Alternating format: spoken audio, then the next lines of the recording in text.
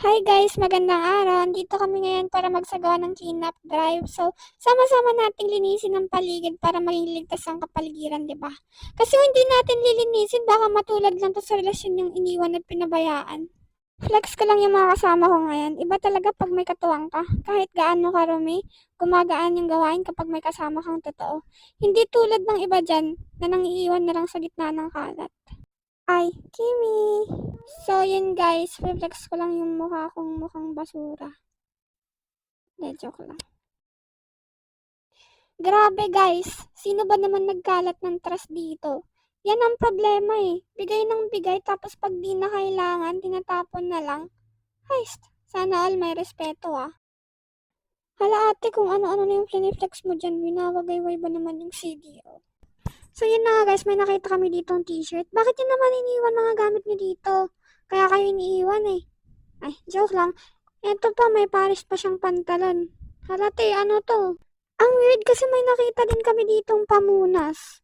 Ano yan, kakatapos lang? Ay, joke lang. So, nagpahinga muna kami saglit dito sa my store. Ay, ang haggard na. Pero huwag kayong mag-alala, babalik din naman kami sa paglilinis. Di tulad ng iba dyan, nagpahinga lang daw pero hindi din naman bumalik. So, yun nga, tapos na kami. Iniipan lang namin yung basura para daw mag-picture-picture kami. Minsan na nga lang kami mag-picture sa basura pa. Kasama pa ang basura. Halata, andito na yung service namin. Ang special pa, mobile. Makikulong na kami dito sa sobrang VIP treatment. Ay, ang OA. Nakasakay na ang mga basurera at basurera. Ano ginagawa mo, tay? Ano yan? So, we're here na guys to our final destination. Oh, final destination.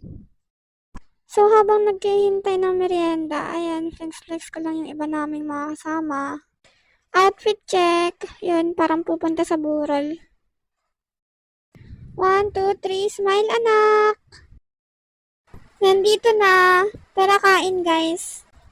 Masarap siya pero nakakasuya. Tulad ng pag-ibig yung sa una lang masaya. Tapos na ang cleanup drive namin. Salamat sa mga tumulong kahit na parang walang katapusan ng kalat. Pero okay lang, at least naglinis, diba? Kahit anong kalat may pagkakataong ayusin. Hanggang sa susunod guys.